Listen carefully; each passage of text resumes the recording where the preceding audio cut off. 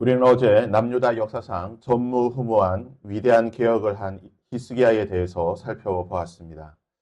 성경은 히스기야의 개혁과 그의 삶에 대해 이렇게 평가를 하고 있습니다. 역대하 31장 20절에 보시면 히스기야가 온 유다에 이같이 행하되 그의 하나님 여호와 보시기에 선과 정의를 진실함으로 행하였다. 그가 행하는 모든 일, 곧 하나님의 전에 수종드는 일에나 율법에나 계명에나 그의 하나님을 찾고 한 마음으로 행하여 형통하였다라고 말하고 있습니다. 다윗처럼 하나님 보시기에 정직히 행하였고 하나님을 찾고 하나님과 연합하였던 히스기야. 그런 히스기야에 대해서 하나님께서는 어떠한 복을 허락하여 주시는가? 여호와께서 그와 함께 하심에 그가 어디로 가든지 형통하였다. 그가 아수르 왕을 배반하고 섬기지 아니하였고 그가 블레셋 사람들을 쳐서 가사와 그 사방에 이르고 망대에서부터 견고한 성에 이르렀다. 하나님을 경배하고 하나님의 말씀대로 행하였던 그 히스기야를 하나님께서 형통케 하셨습니다. 아버지 아하스 때부터 섬겼던 북이스라엘을 멸망케 하였던 당대 최강대국이라고 할 수 있는 아수르를 배반하게 됩니다. 더 이상 아수르를 섬기지 않습니다. 왜 그렇습니까? 아버지 아하스가 아수르의 신들을 데리고 와서 우상 숭배를 하였는데 지금 히스기야가 모든 우상들을 다 제거하였습니다. 그러니까 더 이상 아수르의 신과 아수르의 왕을 섬길 필요가 없는 것입니다.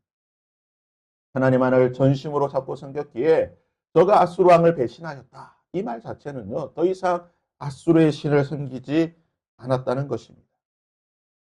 하나님께서 남유다를 지켜주시니 하나님께서 자신을 지켜주시니 더 이상 아수르의 신을 섬길 필요도 없고 아수르의 위협으로부터 더 이상 두려워할 이유가 없었다는 것입니다. 뿐만 아니라 그는 블레셋 사람들을 쳐서 가사와 그 사방 지방에 이르렀다.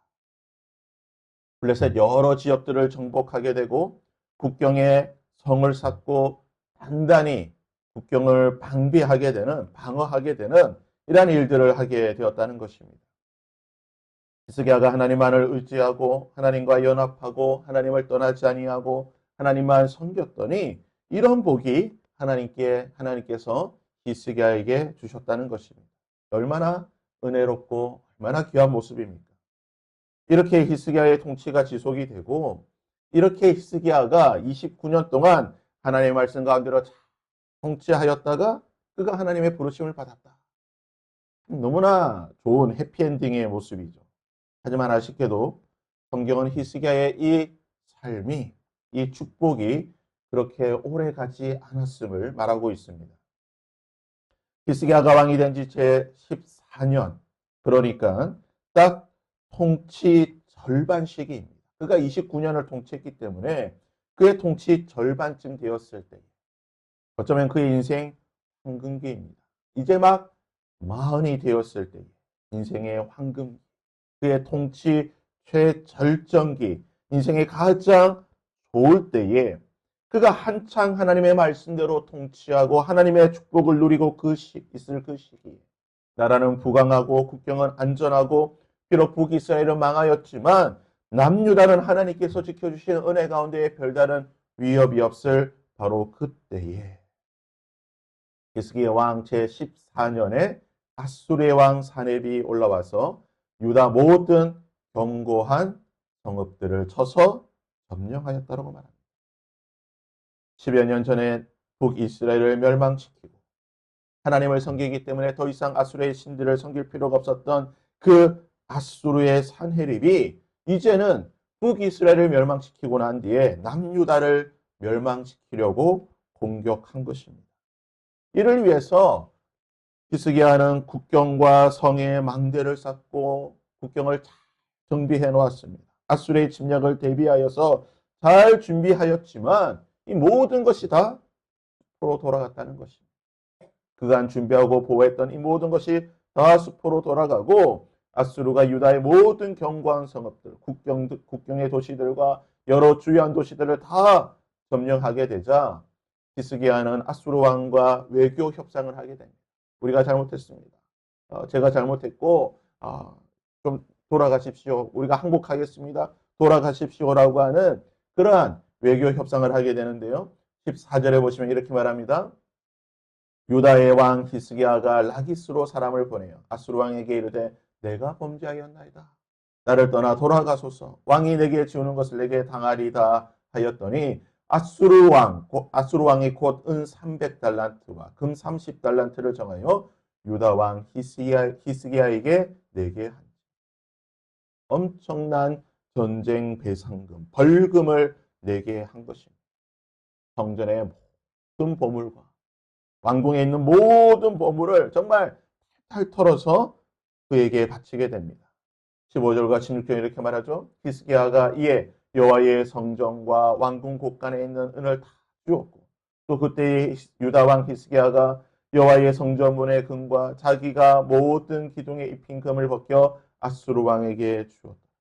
정말 말 그대로 탈 털어서 준 겁니다. 마치 마른 오징어를 짜듯이 모든 것을 쥐어짜서 그동안 하나님이 주셨던 모든 복을 다 털어서 아수르 왕에게 준 것입니다. 이제 겨우 한숨 좀 쉬나 이 위기에서 벗어나나 마음을 좀 돌릴까 싶었는데요. 17절은 또 이렇게 기록하고 있습니다. 아수르 왕이 다르단과 랍사리스와 랍사게로 하여금 대군을 거느리고 라기스에서부터 예루살렘에 가서 히스기야 왕을 치게 하며 그들이 예루살렘으로 올라가니라. 그들이 올라가서 윗모스도 곁 곧 세탁자의 밭에 있는 큰 길에 이르러 서니라.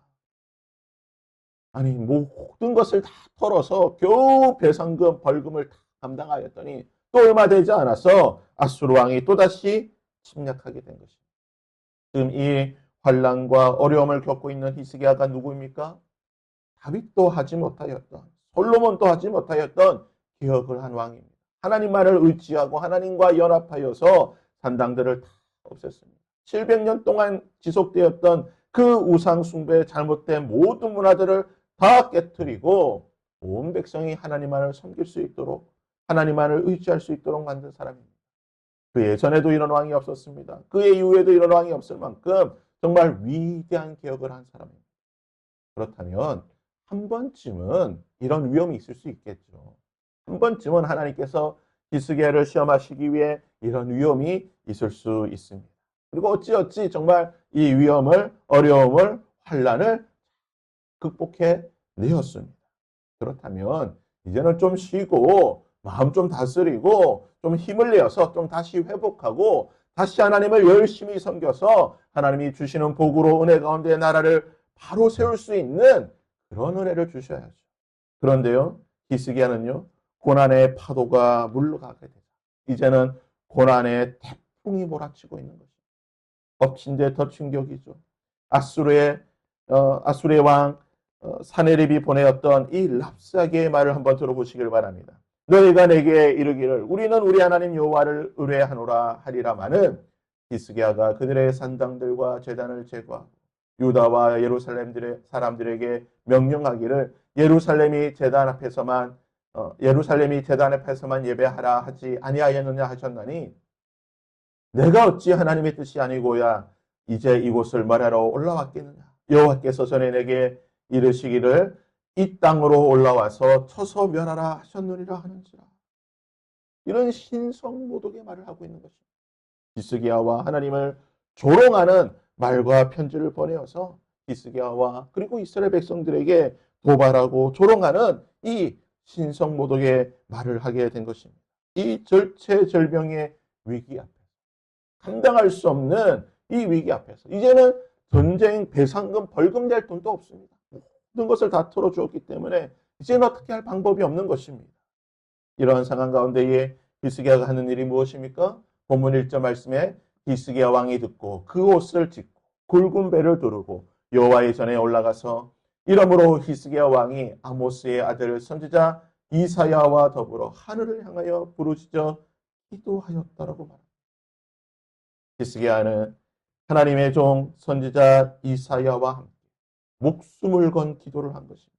옷을 찢고 굵은 배를 두르고 하늘을 향하여 부르짖으며 하나님 한번 살려달라고 죽기 살기로 기도를 한 것입니다. 그리고 하나님은 그런 히스기야의 부르짖은 기도를 들어주셨습니다. 오늘 말씀에 하나님께서 응답하신 그 응답의 내용이 기록이 되어 있습니다. 그러므로 여호와께서 아수르 왕을 가리켜 이르시기를 그가 이성에 이르지 못하며 이리로 화살을 쏘지 못하며 방패를 성을 향하여 세우지 못하며 치려고 토성을 쌓지도 못하고 오던 길로 돌아가고 이성에 이르지 못하리라 하셨으니 이는 여호와의 말씀이니라. 내가 나와 나의 종 다윗을 위하여 이 성을 보호하여 구원하리라. 히스기야가 어떤 일도 하지 못하고 한 길로 왔으나 7길로 도망치게 되고 나 여호와가 이 성과 이 모든 사람들을 너와 너의 백성들을 내가 지켜주고 구원하여 줄 것이다 라고 하나님께서 약속하고 계십니다. 그리고 이 하나님의 말씀대로 히스기야는 어떤 일도 하지 않았는데 35절에 이렇게 말하고 있습니다. 이 밤에 여호와의 사자가 나와서 하나님께서 하나님의 천군 천사를 보내셔서 아수르 진영에서 군사 18만 5천 명을 진자 아침에 일찍 일어나 보니 다 순장이 되었다. 하룻밤에 18만 5천 명의 아수르 군대를 멸하시는 하나님의 기적이 일어난 것입니다.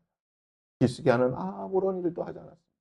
하나님께 목숨 걸고 기도하였더니 하나님의 군대가 이 모든 일을 하게 되는데요. 역대하 32장에서는 하나님께서 여호와께서 한 천사를 보내요.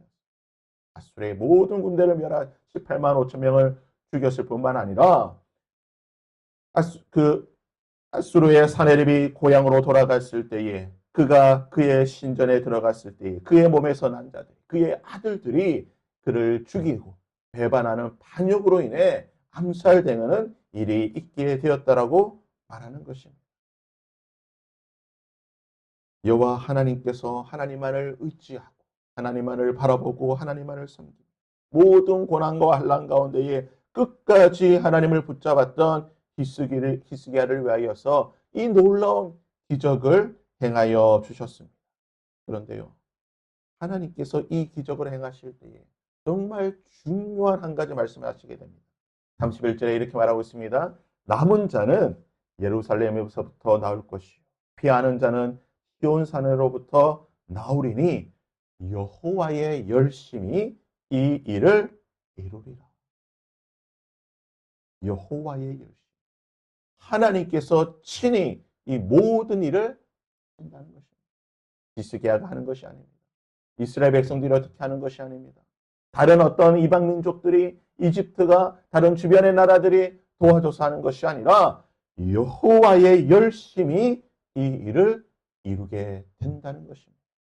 사랑하는 여러분, 그때는 우리는 하나님의 말씀대로 살았는데 정말 믿음대로 살았는데 말씀대로 살려고 열심히 노력하는데 정말 우리가 알 수 없는 이해할 수 없는 고난과 어려움이 찾아올 때가 있습니다. 이 고난과 어려움을 이겨냈더니 더 큰 어려움과 고난이 찾아와서 정말 감당할 수 없는 눈물밖에 나지 않는 그러한 상황 가운데 우리가 빠질 수 있다는 것입니다. 왜 나는 이러한 고난이 있어야 되는가? 왜 나의 삶은 이러한 어려움과 고난 가운데 살아야 되는가? 정말 답답한 마음이 있을 때가 있다는 것입니다. 하지만 여러분 기억하시기를 바랍니다. 여호와의 열심이 이 일을 이루어서 나의 백성을 지켜줄 것이고 나의 백성을 구원하여 줄 것이라고 하나님께서 말씀하고 계시는 것입니다. 여호와의 열심이 우리의 삶을 지켜주실 것입니다. 때로는 고난의 파도가 오고 때로는 고난의 태풍이 우리를 덮치겠지만 여호와의 열심이 우리를 지켜주심으로 이 고난의 파도와 태풍 속에서 하나님께서 우리를 구원하여 주시고 지켜주실 것입니다. 오늘 그 여호와의 열심을 바라보시면서 오늘 하루 우리의 삶을 살아갈 수 있는 그 여호와의 열심이 우리의 삶을 이끌어갈 수 있기를 주님의 이름으로 부탁드립니다.